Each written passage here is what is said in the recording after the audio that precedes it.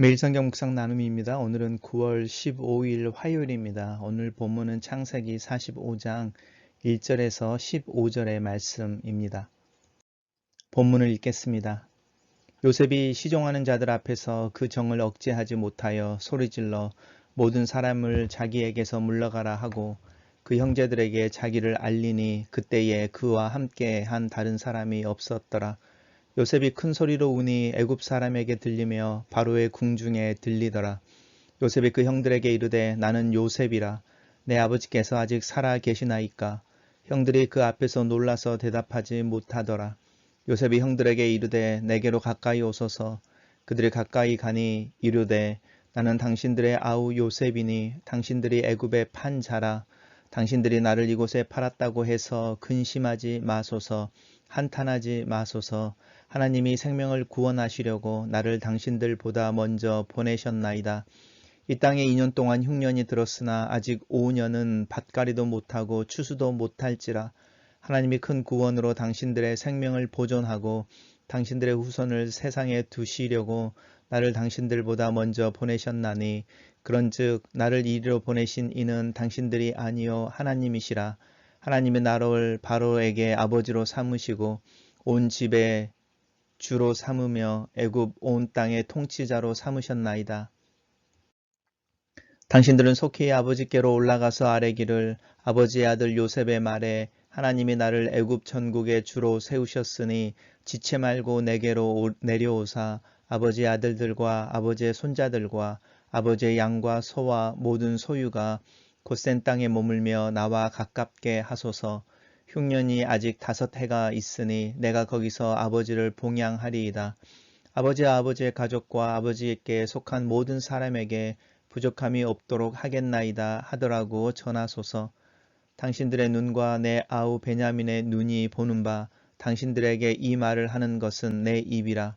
당신들은 내가 애굽에서 누리는 영화와 당신들이 본 모든 것을 다 내 아버지께 아뢰고 속히 모시고 내려오소서 하며 자기 아우 베냐민의 목을 안고 우니 베냐민도 요셉의 목을 안고 우니라.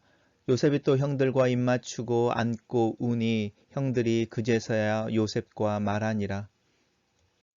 오늘 본문은 두 개의 단락으로 나누어져 있습니다. 단락별로 살펴보겠습니다. 첫 번째 단락입니다. 요셉이 시종하는 자들 앞에서 그의 정을 억제하지 못하여 라고 말하고 있는데 우리가 어제 봤던 구구절절한 유다의 이야기 속에서 노년의 아버지에 대한 마음과 또 형제 막내인 베냐민을 향한 유다의 진실된 마음이 요셉의 어떤 그 감정을 움직인 것 같습니다. 그래서 그 정을 억제하지 못하여 라고 말하면서 자기 주변에 자기를 섬기는 자들을 다 몰아내고 물러가라고 말하고 자신과 형제들 앞에 이렇게 형제들하고 자신만 남았을 때에 자기를 알리는 부분이죠. 자기를 알리면서 요셉이 큰 소리로 울었다 이렇게 말합니다. 큰 소리로 울었다는 것을 뭐 대성통곡했다 이렇게 말할 수도 있겠습니다. 그 우는 소리가 애굽 사람들에게 들리며라고 말하니까 요셉의 집에 담을 넘은 거죠. 요셉이 그만큼 소리내서 울었는데 그 울음이 어떤 의미일지는 한번 이렇게 상상해 보시면 좋겠습니다.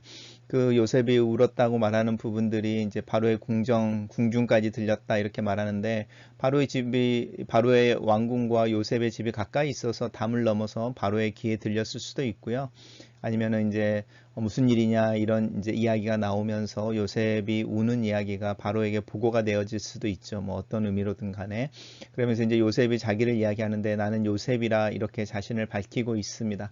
그러면서 내 아버지가 아직 살아계십니까? 라고 말할 때 다시 안부를 묻고 있는 건 아니고요.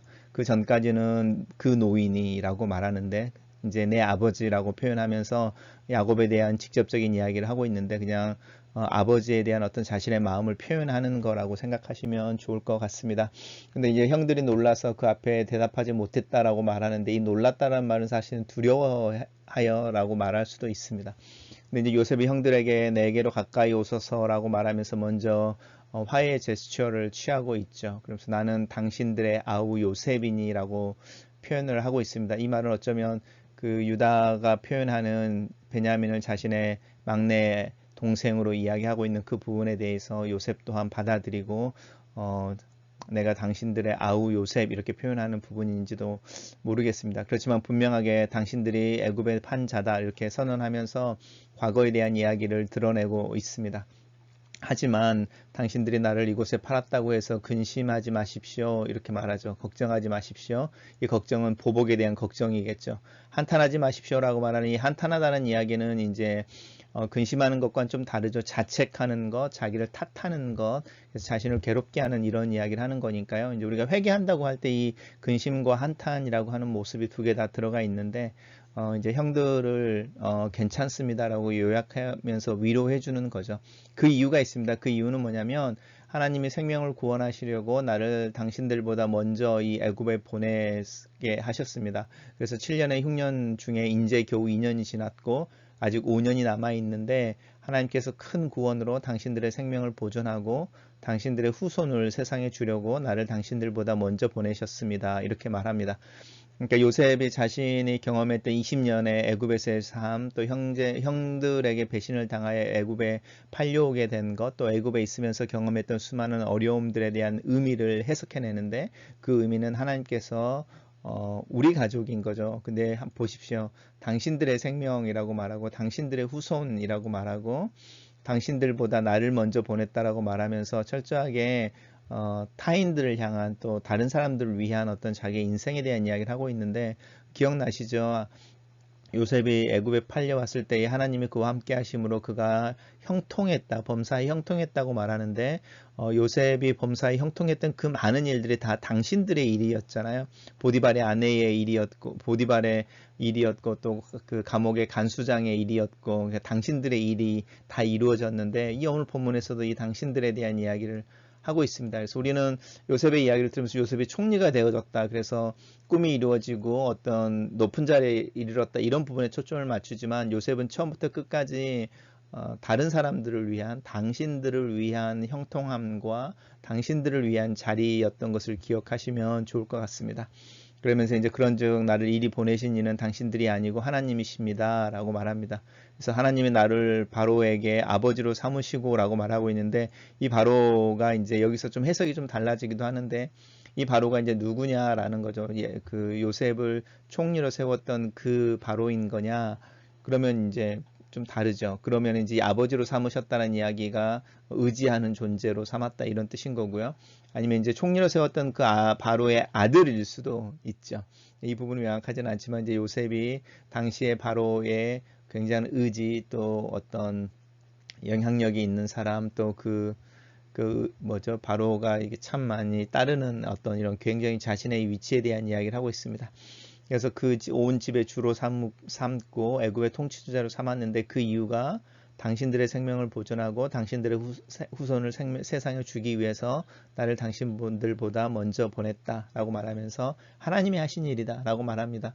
우리가 이제 이 부분을 깨달을 때 우리들의 삶에 있어서 여러 가지 질문이 풀리는 것 같습니다. 하나님이시라 라고 하는 단어입니다. 단락을 요약해 보겠습니다. 저는 이 단락을 유다의 말을 듣던 요셉이 자신의 감정을 주체하지 못하고 형제들 앞에서 통곡하고 자신이 요셉인 것을 밝히고 과거와 현재의 모든 일이 다 하나님의 섭리 안에 있음을 고백한다.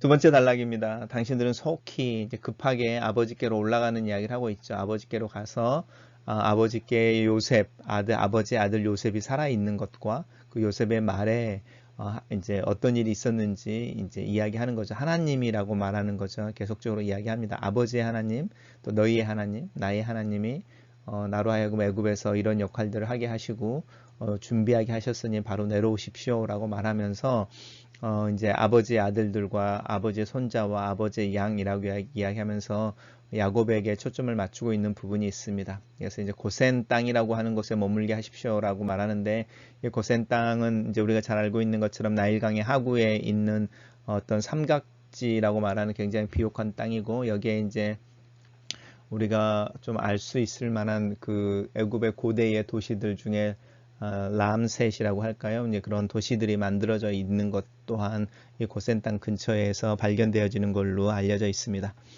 여기서 이제 아버지를 내가 봉양하겠습니다 라고 말합니다. 요셉의 아들로서 노년의 아버지를 모시고 또 효도하는 삶에 대한 이야기를 하고 또 약속을 하죠. 모든 사람에게, 아버지께 속한 모든 사람에게 부족함이 없도록 하겠나이다 라고 말하는데, 이게 은혜인 것 같습니다. 한 사람 때문에 모든 사람이 복을 받게 되어지는 이유들이 있죠. 그러면서 이제 당신 눈과 내 아우의 눈에 보이는 바와 같이 이 말을 하는 것은 내 입이다 라고 말하는데, 이것은 그냥 내가 말한다가 아니고 내가 그만큼 내 말에 대해서 책임을 지겠다라고 말하는 어떤 결연한 어떤 의지 아니면은 능력에 대한 선언, 이런 거죠. 나는 요셉이다라고 말하는 표현도 그렇고요. 어떤 군주가 다른 자기의 피정복 어떤 국가나 그 낮은 어떤 나라의 임금과의 약속을 맺을 때 나는 누구다라고 말하고, 이것은 내가 한 말이다 이렇게 말하면서 자신의 약속과 권위에 대한 이야기를 하고 있는 것처럼 그런 형태의 약속을 하고 있는 것을 볼 수 있습니다. 그러고 나서 이제 다시 베냐민의 목을 안고 운다라는 이야기가 또 나오죠. 그리고 형제들과 입을 맞추면서도 운다라는 이야기가 나오고, 형들이 그제서야 요셉과 말을 했다라고 말하면서 오늘 본문은 이제 굉장히 해피엔딩처럼 느껴지는, 요셉이 자기가 누구인지를 드러내고 화해하고 가족들이 애굽에 내려와서 5년이나 남은 그 혹독한 기근을 잘 견뎌내고 그것을 통해서 하나님이 이루시는 계획들이 있을 텐데 그 일들을 속히 하면 좋겠다라고 말하는 부분입니다. 단락을 요약해 보겠습니다. 저는 이 단락을 요셉은 형들에게 돌아가서 아버지 야곱과 가족들을 데리고 애굽의 고센 땅으로 이주해 오도록 권하고 베냐민을 안고 울고 형제들과 화해한다 라고 요약해 봤습니다. 묵상 포인트입니다.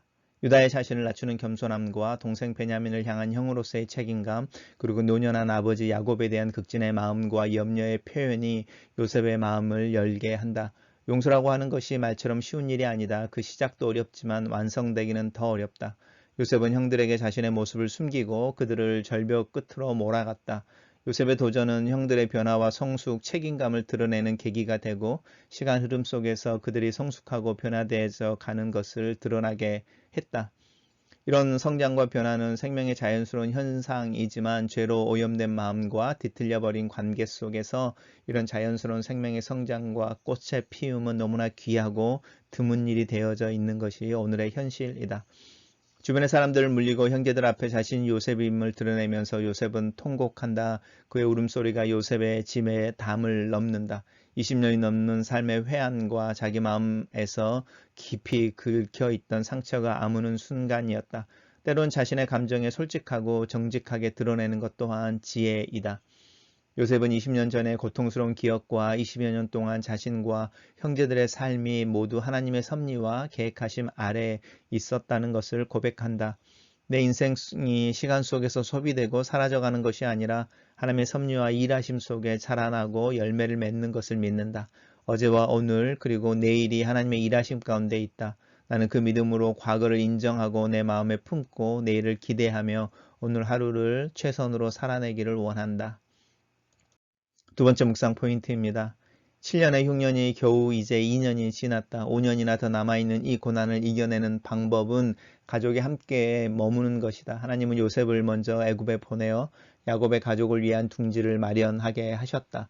그리고 이제 20년이라는 시간과 분열의 기억을 넘어서 하나님의 계획하심이 이루어져야 하는 때가 되었다.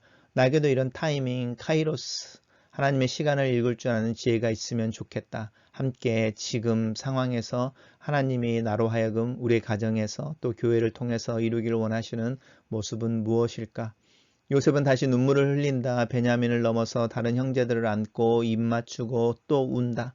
요셉의 눈물은 더 이상 회한의 눈물이 아니다. 화해와 용서의 눈물이다. 하나님의 일하심에 대한 믿음과 신뢰의 눈물이다. 자신의 고난과 고생의 선한 열매에 대한 감사의 눈물이다.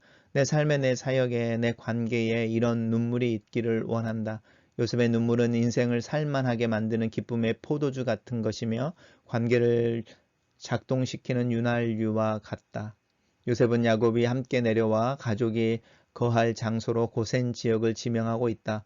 목축을 하며 사는 것에 대해서도 이야기한다. 즉흥적인 말이 아니라 오랫동안 생각하고 계획하고 마음의 소원처럼 품고 있었던 것 같다.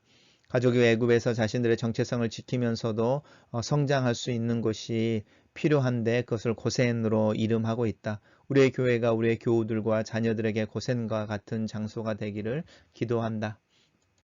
글로 쓰는 기도입니다. 눈물과 통곡, 요셉의 마음을 들여다봅니다. 이해할 수 없었던 순간, 잊을 수 없는 배반과 모멸, 자신의 편에 서주는 자가 하나도 없던 어둠과 외롭던 시절, 타인이 시키는 일, 타인을 위해 소비되는 듯한 하루하루, 이해할 수 없는 자신의 삶. 하지만 요셉의 성실함이 하나님을 향한 믿음의 표현이었던 것처럼 내 안에 사소한 일, 작은 일을 죽게 하듯 할 수 있는 믿음과 성숙을 이루도록 내 마음을 만져 주시옵소서. 내 안에 있는 감정에 정직하고 그 감정에 성찰할 줄 알며 때에 맞게 그것을 표현할 줄 아는 지혜를 허락하소서. 누군가를 향해 눈물을 흘릴 수 있고 누군가의 손을 잡고 울고 웃을 줄 알게 하소서. 이해할 수 없는 일의 연속 속에 여전히 하나님이 일하시고 걸어가 계시는 것을 믿사오니 그 방향을 나도 볼 수 있게 하시고 묵묵히 일하시는 하나님 옆에 서며 그 하나님과 함께 할 수 있는 믿음을 더하여 주소서. 나에게 하나님의 임재를 경험하는 것이 더 자연스러워지게 하시고 하나님을 더 찾고 추구하게 하시며 하나님과 동행하는 하루하루를 살아내도록 나를 인도하고 가르쳐 주시옵소서. 이 어려운 상황 속에서 우리의 가정이 자녀들을 주님의 자녀로 키우는 고센의 땅이 되게 하시고 우리 교회가 교우들과 그들의 자녀들에게 그들이 살고 자라며 믿음과 지혜가 자라는 고센과 같은 터가 되게 하소서. 아멘.